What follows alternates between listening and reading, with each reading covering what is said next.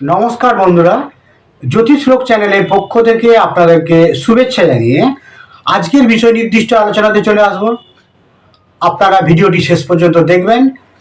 ভিডিওটি যদি ভালো লাগে ভিডিওটি শেয়ার করবেন এবং চ্যানেলটি সাবস্ক্রাইব করবেন এবং পাশে থাকা বেল বাটন আপনারা প্রেস করে রাখবেন ভবিষ্যতে নতুন নতুন ভিডিওর নোটিফিকেশন পাওয়ার জন্য। তো চলে আসুন আজকের আলোচ্য বিষয়ে আমরা চোখ রাখি। নমস্কার বন্ধুরা, জ্যোতিষ লোক চ্যানেলের পক্ষ থেকে আপনাদেরকে শুভেচ্ছা জানিয়ে আজকের বিষয় নির্দিষ্ট আলোচনাতে চলে আসব। আজকে আমরা জন্মকুণ্ডলীতে বৃহস্পতি কি সবসময় শুভ, এই নিয়ে একটা আমাদের প্রশ্ন থাকে যে কোনো সমস্যা থাকলেই সেখানে আমরা বৃহস্পতির একটা ছোঁয়া বা বৃহস্পতির একটা কানেকশান আমরা খুঁজি, এবং বৃহস্পতির কানেকশান থাকলেই সব কিছু ঠিকঠাক হয়ে যায় বলে এই ধরনের একটা আমাদের মানসিকতা তৈরি হয়ে থাকে। তো সেটাই আমরা দেখব যে জন্মকুণ্ডলীতে বৃহস্পতি কি সবসময় শুভ। তো বৃহস্পতি গ্রহকে সাধারণত আমরা শুভ হিসাবেই ধরি, কারণ নৈসর্গিকভাবে বৃহস্পতি একটি শুভ গ্রহ। বৃহস্পতি জ্ঞান, সৌভাগ্য এবং প্রসারের প্রতীক। কিন্তু সমস্যা হয়ে যায় যে বৃহস্পতি গ্রহ যখন আমরা দেখি যে অশুভ গ্রহ দ্বারা যুক্ত হয়, আমরা যখন দেখব যে বৃহস্পতি গ্রহ কোনো অশুভ গ্রহ দ্বারা যুক্ত হচ্ছে, সেক্ষেত্রে কিন্তু একটা সমস্যা তৈরি হবে। যেমন আমরা যদি লগ্ন সাপেক্ষে ধরি, মেষ লগ্ন সাপেক্ষে, সেখানে বৃহস্পতি যে ঘরগুলিতে অবস্থান করলে সবচেয়ে ভালো ফল দেবে সেটি হচ্ছে অবশ্যই কর্কট রাশি, কারণ এই ঘরে বৃহস্পতি উচ্চস্থ 0 ডিগ্রি থেকে 5 ডিগ্রি পর্যন্ত, 0 থেকে 5 ডিগ্রি পর্যন্ত। এর পরের যে ঘরটি গুরুত্বপূর্ণ সেটি হচ্ছে ধনু রাশি। এটি মূল ত্রিকোণ ঘর বৃহস্পতির। এখানে কিন্তু 10 ডিগ্রি পর্যন্ত যে বৃহস্পতি অবস্থান করলে 10 ডিগ্রির মধ্যে আর কি 10 ডিগ্রি পর্যন্ত ভালো ফল বৃহস্পতি দেয়। এরপর অবশ্যই বৃহস্পতির নিজের আরেকটি ঘর আছে, সেটি হচ্ছে মীন রাশি। এখানেও কিন্তু ভালো ফল দেবে। এবার এই মীন রাশিটি যেমন মেষ লগ্নের ক্ষেত্রে দ্বাদশ ঘর হয়ে গেছে, সেখানে কিছুটা প্রবলেম আসবে, কারণ দুস্থানগুলি যেগুলি সেগুলিতে যদি বৃহস্পতির ঘর পড়ে, সেক্ষেত্রে দেখা যায় যে কি যে বৃহস্পতির যে ক্ষমতা সেগুলোর মধ্যে একটা ব্যালেন্সিং অবস্থা আসে, প্লাস মাইনাস করে ভালোটা হয়তো অতটা দিল না, ব্যালেন্সিং হয়ে কিছুটা কমে গেল। তো ঘরগুলিও দেখার প্রয়োজন আছে, অনেক কিছুই দেখার প্রয়োজন আছে। তো সেই অনুযায়ী কিন্তু আমাদের একটা সিদ্ধান্তে পৌঁছতে হবে। তো এবার ঘটনাটা হচ্ছে কি যে যখন আমরা দেখব বৃহস্পতি গ্রহ সে তার সবচেয়ে ভালো ঘর, এই ঘরেও যদি দেখা যায় যে সে বৃহস্পতি রাহুর সঙ্গে অবস্থান করছে, মানে কর্কট রাশিতে, সেক্ষেত্রে কিন্তু প্রবলেম তৈরি হবে। বৃহস্পতির যে শুভত্ব সেটা অনেকাংশে কমবে। বৃহস্পতি যদি আমরা দেখি যে অশুভ রাহু, মঙ্গল এবং শনি দ্বারা পীড়িত হয়, মানে কীভাবে পীড়িত হতে পারে, সহাবস্থানের কারণে হতে পারে, দৃষ্টি বিনিময়ের কারণে হতে পারে, একাধিক কারণে যে কোনোভাবেই হোক, যদি আমরা দেখি যে বৃহস্পতির সঙ্গে পীড়িত মঙ্গল, রাহু বা শনি, একসঙ্গে নয়, আলাদা আলাদা করে, একসঙ্গে হলে তো সমস্যা আরও বাড়ছে, আলাদা আলাদা করেও যদি হয় বৃহস্পতি মঙ্গল বা বৃহস্পতি রাহু বা বৃহস্পতি শনি, তখনও কিন্তু আমরা যদি পীড়িত অবস্থায় থাকি জন্মকুণ্ডলিতে এই গ্রহগুলি, তবেই কিন্তু এরকম একটা অবস্থা তৈরি হবে। নৈসর্গিকভাবে প্রত্যেকটা গ্রহেরই একটা কারকতা থাকে, তারপরে আবার ইন্ডিভিজুয়ালি চার্টে দেখতে হবে তারা কতটা কি অবস্থায় তারা আছে। তো তাহলে বৃহস্পতির ইন জেনারেল শুভ গ্রহ, কিন্তু সে যখন দেখা যাবে যে নাক্ষত্রিকভাবে অশুভ হয়ে গেছে, সেটা কি হতে পারে না, বৃহস্পতি হয়তো রাহুর নক্ষত্রে আছে, বৃহস্পতি গ্রহকে যদি আমরা দেখি সে রাহুর নক্ষত্রে থাকছে, তো সেখানেও কিন্তু একটা প্রবলেম তৈরি হবে। 1 নম্বর হচ্ছে নক্ষত্র, 2 নম্বর হচ্ছে সহাবস্থান, 3 নম্বর হচ্ছে কি দৃষ্টি। তো একাধিকভাবে বৃহস্পতি পীড়িত হতে পারে, সেটি দেখার প্রয়োজন আছে। না হলে আমরা যদি সবসময় ভাবি যে বৃহস্পতি শুভ গ্রহ এবং যেখানে যেভাবে হোক তার ছোঁয়া থাকুক না কেন সব কিছু পিউরিফাই হয়ে যাবে, তাহলে কিন্তু আমরা একটা ভুল সিদ্ধান্তে পৌঁছবো। এছাড়া বৃহস্পতি যদি দুর্বল হয়, কোথায় দুর্বল হয় না, 5 ডিগ্রি পর্যন্ত মকর রাশিতে বৃহস্পতি কিন্তু দুর্বল, নিচস্থ এই ঘরটিতে। তো তখনও কিন্তু দেখা যাবে বৃহস্পতির ছোঁয়া বা বৃহস্পতির দৃষ্টি অতটা কার্যকরী ভূমিকা পালন করছে না, মানে ত্রাতার ভূমিকা পালন করতে পারছে না। যদি আমরা দেখি যে বৃহস্পতি জন্মকুণ্ডলিতে নেগেটিভ অবস্থায় আছে, পীড়িত অবস্থায়, দুর্বল অবস্থায় আছে, তাহলে কি হতে পারে সেটিও আমাদের জানার দরকার আছে। কারণ যদি আমরা দেখি যে বৃহস্পতি জন্মকুণ্ডলিতে পীড়িত অবস্থায় আছে, তো তখন আমরা কি পাবো না, কোন আমরা ফলাফলগুলি পাবো না, অতিরিক্ত একটা অহংকার, তার মধ্যে একটা অতিরিক্ত অহংকার লক্ষ্য করা যাবে, ভ্রান্ত বিচার, ওজন বৃদ্ধি হতে পারে, স্বাস্থ্য সমস্যা দেখা যাবে বৃহস্পতি যদি দেখা যায় যে পীড়িত অবস্থায় জন্মকুণ্ডলিতে অবস্থান করছে। তো এক্ষেত্রে আমাদের বৃহস্পতির নিচস্থ ঘর, বৃহস্পতি কোন গ্রহের সঙ্গে অবস্থান করছে, বৃহস্পতির দৃষ্টি, বৃহস্পতির যে দৃষ্টিগুলি সেগুলি তো আমরা জানি যে বৃহস্পতির দৃষ্টি কিছু স্পেশাল দৃষ্টিও আছে, বা অন্য গ্রহ বৃহস্পতির উপর কি দৃষ্টি দিচ্ছে, দৃষ্টি মানে কি অন্য গ্রহ বৃহস্পতির দৃষ্টি নয়, অন্য নেগেটিভ গ্রহগুলি বৃহস্পতির উপর দৃষ্টির মাধ্যমে কি অবস্থা তৈরি করেছে। বৃহস্পতিরও তো একটা দৃষ্টি থাকবে, তো পরস্পর যদি দেখা যায় যে দুটি নেগেটিভ গ্রহ পরস্পরকে দৃষ্টি দিচ্ছে, তখন তো সমস্যাটা আরো বাড়বে। তো বৃহস্পতি অন্যান্য গ্রহগুলি কেমন দৃষ্টি দিচ্ছে, যেমন আমরা যদি ধরি একটা এখানে রাহুকেও যদি আমরা ধরি, তো রাহু হয়তো দেখা গেল কি যে তার মেষ রাশিতে অবস্থান করছে এবং মীন রাশিতে বৃহস্পতির মতো গ্রহ অবস্থান করছে। তো আমরা জানি যে ব্যাক ক্যালকুলেশন হয়, তাহলে রাহু কিন্তু দৃষ্টি কিন্তু বৃহস্পতির উপর পড়ছে। তো এইভাবে যদি দেখা যায় যে রাহু এবং বৃহস্পতি পরস্পরের সঙ্গে একটা কানেকশন তৈরি করেছে, এটা যেমন একটা অবস্থা, তেমনি আর একটা হতে পারে যে পরস্পর অপোজিটে অবস্থান করছে।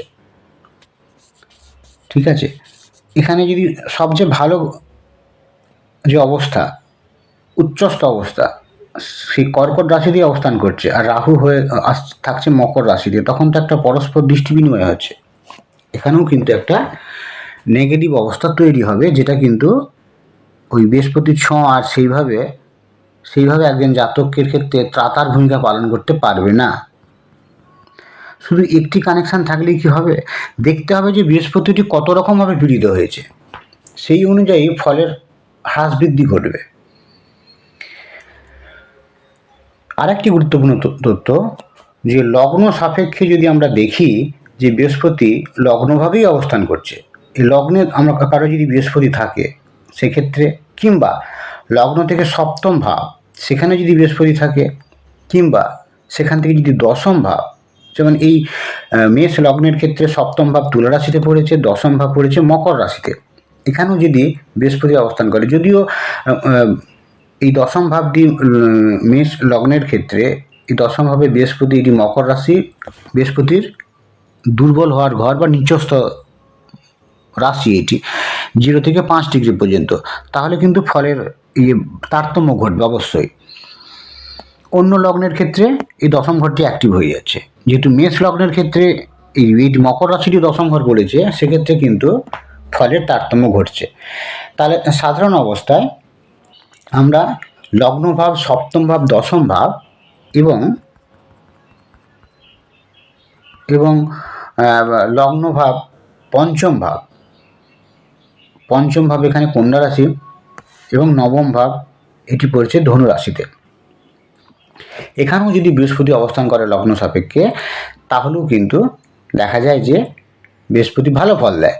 তো ওই বললাম যে একটা দিক দিয়ে দেখলে কিন্তু হবে না, ওখানে দেখতে হবে যে ওই পঞ্চম ঘর বা নবম ঘর ওইটি কি দুস্থানে, ওই পঞ্চম ভাব বা নবম ভাব ওই ঘরটি কি তার দুর্বল ঘরে পড়েছে কোনো, মানে তার ওই মকর রাশি হয়েছে কিনা সেটু দেখতে হবে, বা ওখানে অবস্থান করার পর অন্য কোনো নেগেটিভ গ্রহ দৃষ্টি দিচ্ছে কিনা সেটিও দেখার প্রয়োজন আছে। একটা সামগ্রিক বিচার বিশ্লেষণের প্রয়োজন আছে। তাহলে ভাব হিসাবে লগ্ন ভাব, সপ্তম ভাব, দশম ভাব এবং লগ্ন ভাব, পঞ্চম ভাব, নবম ভাবে ভালো ফল দেয় বৃহস্পতি। আরেকটি ব্যাপার মাথায় রাখতে হবে, সেটি হচ্ছে বৃহস্পতি হচ্ছে কি, যে যা কিছু স্পর্শ করে তা প্রসারিত হয়ে যায়, তা বেড়ে যায়, মানে বাড়িয়ে দেয়। তাহলে আমরা যদি দেখি যে জন্মকুণ্ডলিতে বৃহস্পতি যদি দেখা যায় যে খুব পীড়িত অবস্থায় আছে, তাহলে কিন্তু দেখা যাবে কি যে পীড়িত অবস্থায় যদি বৃহস্পতি থাকে, তাহলে সে ওই পীড়িত ফলটাকেই বাড়িয়ে দেবে। আমরা হয়তো দেখলাম যে লগ্ন সাপেক্ষে বৃহস্পতিকে আমরা যদি দেখি অষ্টম ভাবে অবস্থান করছে কিংবা ষষ্ঠ ভাবে অবস্থান করছে, ষষ্ঠ ভাব বা অষ্টম ভাব বা দ্বাদশ ভাবে অবস্থান করছে, দুস্থান। এখানে যদি আবার দেখি আমরা যে এখানে একটা রাহু এখানে অবস্থান করছে, বৃহস্পতি প্লাস রাহু প্লাস সেটি হয়ে গেছে দ্বাদশ ভাব। তো সেখানে কিন্তু বৃহস্পতির কাজ হচ্ছে কি যে প্রসারিত করা। তো সেক্ষেত্রে তার অতিরিক্ত ভোগবিলাস এর দিকে তার একটা ঝোঁক লক্ষ্য করা যাবে। যদি ষষ্ঠ ঘরে এই কানেকশনটি হয়, যেটি এখানে ঘটেছে দ্বাদশ ঘরে, সেটি যদি ষষ্ঠভাবে হয়, সেক্ষেত্রে স্বাস্থ্যগত বিভিন্ন সমস্যা তাকে ভুগতে হবে। যদি অষ্টম ঘরে হয়, অষ্টম ঘরে হলে তার ন্যায্য পাওনা থেকে সে বঞ্চিত হবে এবং সে আলট্রা মডার্ন টাইপের হবে, সহজে তাকে কোনো কিছু বোঝানো যাবে না। তো এইরকম একটা অবস্থা তৈরি হবে। তাহলে যদিও বৃহস্পতির সাধারণত শুভ, কিন্তু দেখা যেতে জন্মকুণ্ডলিতে তাকে আলাদা করে বিচার বিশ্লেষণ করার প্রয়োজন আছে। যদি দেখা যায় যে বৃহস্পতি গ্রহ পীড়িত অবস্থায় আছে চার্টে, তাহলে তার দৃষ্টিও কিন্তু অতটা কার্যকরী প্রভাব পড়বে না। যদিও বৃহস্পতির দৃষ্টি একটা সুরক্ষামূলক অবস্থা তৈরি করে, বৃহস্পতির দৃষ্টিকে আমরা জানি যে একটা সুরক্ষা প্রদান করে। তার বৃহস্পতির দৃষ্টি আমরা কোন কোন ঘরে আছে, বৃহস্পতি যেখানে অবস্থান করছে সেখান থেকে পঞ্চম ঘর, নবম ঘর আর এবং সপ্তম ঘর, 5, 7 আর 9। তো সপ্তম ঘরে দৃষ্টি তো সবারই থাকছে, আর 5 আর 9টা তার স্পেশাল দৃষ্টি। তো এই দৃষ্টিগুলিও তখন কিন্তু অতটা কার্যকরী ভূমিকা পালন করবে না যদি দেখা যায় যে বৃহস্পতি গ্রহটি চার্টে নৈসর্গিকভাবে শুভ হলেও যদি চার্টে বিভিন্ন রকমভাবে পীড়িত হয়েছে, তাহলে কিন্তু এই ধরনের একটা অবস্থা তৈরি হবে। তো এবার আমরা আরেকটু তথ্য জেনে নেব যে বৃহস্পতি যদি আমরা দেখি যে লগ্ন বা প্রথম ঘরে অবস্থান করছে, তখন কিন্তু দেখা যায় কি যে জন্মচক্র একটা রক্ষা করে, সুরক্ষা প্রদান করে। বৃহস্পতি যদি লগ্নে যদি বৃহস্পতি থাকে, মানে এখানে মেষ লগ্ন, সেখানে বৃহস্পতি থাকলে জন্ম ছকটাকে একটা সুরক্ষা প্রদান করে। অন্যদিকে যদি দেখা যায় যে সেখানে বৃহস্পতি লগ্ন সাপেক্ষে দ্বিতীয়ভাবে অবস্থান করছে, সেক্ষেত্রে ধনসম্পদ প্রাপ্তির একটা যোগ তৈরি হয়। পঞ্চমভাবে যদি অবস্থান করে, সেক্ষেত্রে যদি দেখা যায় যে ভালো অবস্থায় থাকে বৃহস্পতি, অ্যাকচুয়ালি সন্তানের ক্ষেত্রে কিন্তু সন্তানের কারক গ্রহ তো বৃহস্পতি, পঞ্চমভাবেই যদি বৃহস্পতি থাকে এবং সে যদি নেগেটিভ অবস্থায় থাকে বিভিন্ন রকমভাবে, সন্তান নিয়ে একটা চিন্তা থাকবে। যদি পজিটিভ অবস্থায় থাকে, সেক্ষেত্রে কিন্তু জ্ঞান, তার মধ্যে প্রজ্ঞা, জ্ঞান, এগুলির একটা বৃদ্ধি ঘটবে পঞ্চম ঘরে বৃহস্পতি অবস্থান করলে শুভ অবস্থায়। এবং একাদশ ঘরে যখন বৃহস্পতি থাকছে, তখন কিন্তু দেখা যায় কি যে লাভ, তার জন্য কিন্তু তার বিভিন্ন ক্ষেত্র থেকে তার লাভ হবে, তবে অতিরিক্ত নয়, যেটা তার প্রাপ্য সেটাই তার হবে, তার প্রাপ্তির ক্ষেত্রে বাধা দেখা যাবে না। নবম ভাব আর একাদশ ভাব, নবম ভাব এবং একাদশ ভাবের ক্ষেত্রে নবম ভাবের সঙ্গে জ্ঞানের সম্পর্ক আছে, পঞ্চমের সঙ্গেও আছে এবং একাদশের সঙ্গে এখানে একটা লাভের ব্যাপারও এখানে যুক্ত হয়ে যাচ্ছে। তাহলে বৃহস্পতি সম্বন্ধে আমরা এটুকু বলতে পারি, বৃহস্পতি শুভ।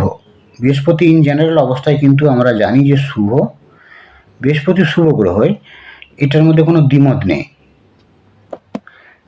কিন্তু বৃহস্পতির প্রকাশ যে ঘটবে সেটা সম্পূর্ণভাবে নির্ভর করবে জন্মছকের বৃহস্পতির শক্তি এবং তার অবস্থানের উপর।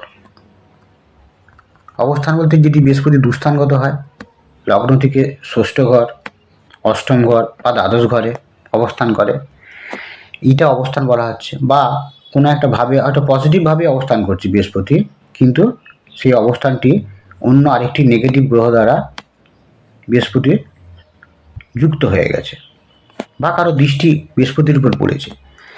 তো এই অবস্থান এর উপর তার কিন্তু প্রকাশ নির্ভর করবে। বৃহস্পতি ইন্ডিভিজুয়ালি, বৃহস্পতি ইন জেনারেল শুভ গ্রহ হলেও এরকম একটা অবস্থা লক্ষ্য করা যাবে। তো অতএব জন্মকুণ্ডলিতে বৃহস্পতির যে শুভ অবস্থা সেটি দেখার প্রয়োজন আছে। কতটা শুভ আছে তার উপর বেশ করেই একটা সিদ্ধান্তে আমাদের পৌঁছতে হবে। অশুভ বৃহস্পতির প্রভাব কি হতে পারে না, বৃহস্পতি যদি জন্মকুণ্ডলিতে আমরা দেখি যে অশুভ অবস্থায় আছে, সেক্ষেত্রে তার প্রভাব, তার জাতকের মধ্যে দুর্বলতা বৃদ্ধি পাবে। সে সঠিক সিদ্ধান্ত গ্রহণ করতে পারবে না। সীমিত আর্থিক অবস্থা বা আর্থিক ক্ষমতা, শিক্ষা ও কর্মজীবনের অগ্রগতির ক্ষেত্রে একটা প্রতিবন্ধকতা দেখা যাবে। সম্পর্কে টানাপোড়েন এবং বয়োজ্যেষ্ঠ বা পথপ্রদর্শকের কাছ থেকে সমর্থনের অভাব লক্ষ্য করা যাবে। এইটি ঘটে সাধারণ বৃহস্পতি অশুভ থাকলে। এই ঘটনাগুলো তাকে ফেস করতে হয়। তো বিভিন্ন ক্ষেত্রে আমরা বিভিন্ন আধ্যাত্মিক আচার আচরণ করেও কিন্তু আমরা এই যে সমস্যাগুলি থাকছে, এই সমস্যাগুলি থেকে আমরা কিছুটা হলেও মুক্তি পেতে পারি, বা সেখান থেকে বৃহস্পতির যে কৃপা, সেই বৃহস্পতির কৃপা আমরা পেতে পারি। সেখানে ভক্তিটাই মেন কথা। যেমন ভগবান শিব বা ভগবান বিষ্ণুর উদ্দেশ্যে প্রার্থনা করা, বৃহস্পতিবার ব্রাহ্মণদের হলুদ রঙের জিনিসপত্র দান করা, হলুদ গেরুয়া হলুদ পোশাক বা খাবার দান করা, আর বৃহস্পতিবার নিরামিষ আহার করা, ছোলার ডাল হলুদ ফুলের মতো হলুদ রঙের জিনিস ব্যবহার করা, ছোলার ডালকে খাওয়ায় ব্যবহার করা মানে ছোলার ডাল খাবারের মধ্যে ছোলার ডালের ব্যবহার বাড়িয়ে দেওয়া, বা হলুদ রঙের জিনিস ব্যবহার করা, এগুলির ক্ষেত্রেও কিন্তু মানে এগুলি অ্যাকচুয়ালি লাল কিতাব অনুযায়ী এই ধরনের রেমিডিগুলি করলে বৃহস্পতি যদি কারো চারটি পীড়িত থাকে সেক্ষেত্রে একটা পজিটিভিটি লক্ষ্য করা যাবে। এইবার আমরা চলে আসবো কি যে বৃহস্পতির ক্ষেত্রে আমরা ট্র্যাডিশনাল অনুযায়ী দেখলাম এবং লাল কিতাবের ক্ষেত্রে আমরা রেমিডিটাকে নিয়েও আমরা দেখলাম। এবার আমরা নারী জ্যোতিষ অনুযায়ী সেখানে সাধারণ অবস্থায় বৃহস্পতিকে আমরা জানি যে জীবকারক গ্রহ। নারী অ্যাস্ট্রোলজি অনুযায়ী বৃহস্পতি হচ্ছে জীবকারক গ্রহ। তাহলে সেই হিসাবে তো শুভ।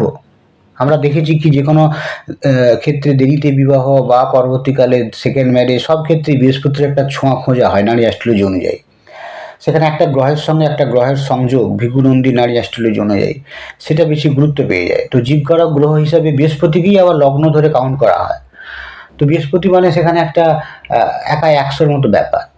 তো এই জায়গাগুলো কিন্তু আমাদের দেখতে হবে যে তার জন্মকুণ্ডলিতে বৃহস্পতি কেমন অবস্থায় আছে, সেটি কিন্তু আমাদেরকে ভালো করে পর্যালোচনা করার প্রয়োজন আছে। কারণ জীবকারক গ্রহ হিসেবে কাজ করে। এবং নারী অ্যাস্ট্রোলজি অনুযায়ী আর একটা জিনিস যেটা লক্ষ্য করা যায় যে সেখানে এই যে বৃহস্পতি জীবকারক গ্রহ, বৃহস্পতির যখন গোচরে সময় আসবে তখন সে যে ঘরগুলিকে প্রভাবিত করবে, সাধারণ অবস্থায় সেখানে মাইক্রো আর ম্যাক্রো একটা প্রোগ্রেশন আছে। এবং গোচরেও দেখা যায় যে বৃহস্পতি কোন ঘরে অবস্থান করছে গোচরে, সেই ঘরে আর কোন গ্রহ আছে। এক একটা ঘর তো এক একটা ইভেন্টের কথা বলে। তো সেই ঘর যে ঘরে গোচরে বৃহস্পতি অবস্থান করছে সেই ঘরের ফলাফল কিন্তু বাড়িয়ে দেয়, বা সেই ঘরের ফলাফল সেক্ষেত্রে দেখা যায় কি যে গোচরে অন্য গ্রহের উপর দিয়ে যায় যখন সেগুলিকে প্রভাবিত করে বৃহস্পতি গোচরে বা প্রোগ্রেশনে নারী অ্যাস্ট্রোলজি অনুযায়ী প্রভাবিত করে। যে ভাবের উপর দিয়ে প্রোগ্রেশন বা গোচরে যায় সেই ঘরের ফলকে প্রভাবিত করে, মানে সেই ঘটনাগুলিকে বাস্তবায়িত করার একটা অবস্থা তৈরি করে, মানে অ্যাক্টিভ করে দেয় সেই ঘরগুলিকে। নারী অ্যাস্ট্রোলজি অনুযায়ী আমরা দেখি এইভাবেই, কিন্তু বৃহস্পতি সর্বোপরি দেখার প্রয়োজন আছে বৃহস্পতি আদতে তার চার্টে কেমন অবস্থায় আছে। সাধারণ অবস্থায় বিভনন্দী নারী অ্যাস্ট্রোলজি অনুযায়ী সেখানে গ্রহকেই বেশি গুরুত্ব দেওয়া হয়, তাই সেখানে নৈসর্গিক যে কারকতা গ্রহদের বা ওই নারী অ্যাস্ট্রোলজি অনুযায়ী গ্রহদের একটা কারকতা আমরা সেট করি, একটু একটু আলাদা হয় ট্র্যাডিশনাল অ্যাস্ট্রোলজি থেকে।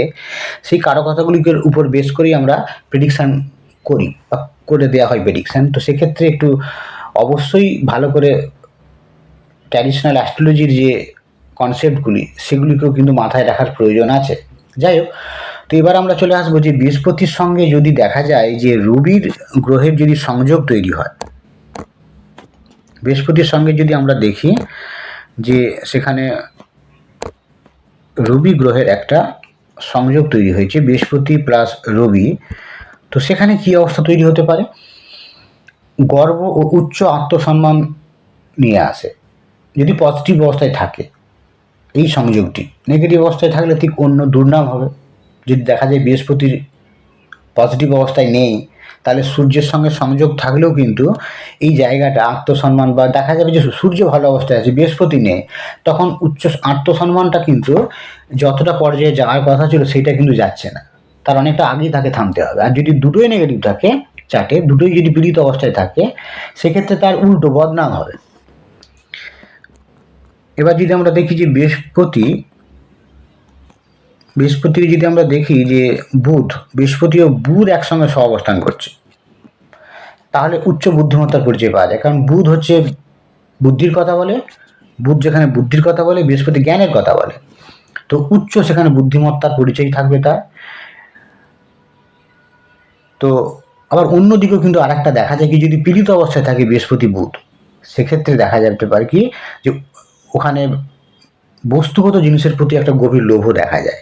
বৃহস্পতি আর বুধ যদি পীড়িত অবস্থায় চাটে থাকে, একই কানেকশন যদি পজিটিভ থাকে সেখানে এক ধরনের রেজাল্ট পাওয়া যাবে, আর নেগেটিভ থাকলে দেখা যায় যে বৃহস্পতি বুধ যদি নেগেটিভ অবস্থায় থাকে, পীড়িত অবস্থায় থাকে এবং তাদের মধ্যে সংযোগ তৈরি হয়, তাহলে বস্তুগত জিনিসের প্রতি একটা গভীর লোভ দেখা যেতে পারে। বৃহস্পতি আর মঙ্গলের সংযোগ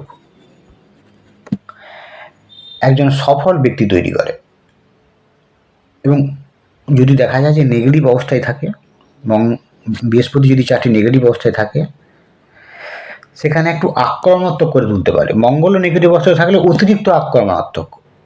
আর যদি ভালো অবস্থায় থাকে বৃহস্পতি মঙ্গল, তাহলে একজন সফল ব্যক্তি, মানে নীতি নির্ধারক হতে পারে, ব্যবস্থাপক হতে পারে, তার উপর সবার বিশ্বাস থাকতে পারে যে এই ভালো বিচার করতে পারবে, একটা সংগঠক হতে পারে ভালো, যদি বৃহস্পতি মঙ্গল শুভ অবস্থায় থাকে।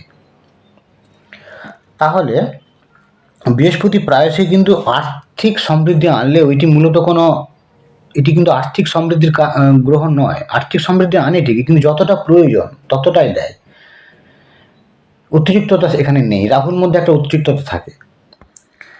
তাহলে বৃহস্পতি হচ্ছে কি যে আধ্যাত্মিক জ্ঞান ভিত্তিক গ্রহ, যা সন্তান, প্রজ্ঞা এবং ধর্মকে নির্দেশ করে। তাহলে আমাদের যদি এক কথায় যদি আমরা বলি, বৃহস্পতি যা কিছু সংস্পর্শে আসে তার বিস্তারের প্রতীক। বৃহস্পতি গ্রহ সঙ্গে যা কিছু সংস্পর্শে আসে তা বিস্তারের প্রতীক, কিন্তু সামগ্রিক জন্মছকের উপর নির্ভর করে তার প্রভাব ভালো কি খারাপ সেটা আমাদের ঠিক করতে হবে। কারণ বৃহস্পতি একদিকে দেখা যায় যে জন্মকুণ্ডলিতে যদি নেগেটিভ অবস্থায় থাকে, সেক্ষেত্রে অতিরিক্ত আত্মবিশ্বাস বা অহংকার এর জন্ম দেয়। আবার দেখা যাবে যে বিভিন্ন আধ্যাত্মিক যে গ্রহ, বৃহস্পতির সঙ্গে যদি আমরা দেখি যে বৃহস্পতির সঙ্গে শনি কানেকশন তৈরি হয়ে গেছে, তো সেক্ষেত্রে কিন্তু একটা আধ্যাত্মিক বৈরাগ্যের দিকেও নিয়ে যেতে পারে। অতএব জন্মকুণ্ডলিতে বৃহস্পতির আলাদা করে বৃহস্পতির কারকতা জানা, বা তা কিভাবে আছে, অবস্থান করছে, নাক্ষত্রিক অবস্থান, গ্রহগত সমন্বয় এবং কার সঙ্গে অবস্থান করছে, তাদের কারকতা কি, এগুলি দেখেই কিন্তু একটা সামগ্রিক বিচার করার প্রয়োজন আছে। খারাপ থাকলে খারাপটিকে বৃহস্পতি বাড়িয়ে দেয়, যদি জন্মকুণ্ডলিতে বৃহস্পতি খারাপ থাকে বা পীড়িত থাকে বা দুর্বল থাকে, আর পজিটিভ থাকলে পজিটিভ অবস্থাকেই বাড়ায়। কি হবে না হবে সেটা ব্যক্তির উপর বেস করে, ব্যক্তির জন্মকুণ্ডলীর উপর বেস করে ফলের তারতম্য ঘটবে। আজ এই পর্যন্তই। পরবর্তীকালে আমরা আবার অন্য কোনো গুরুত্বপূর্ণ টপিক নিয়ে আলোচনা করব। ভালো থাকবেন, নমস্কার।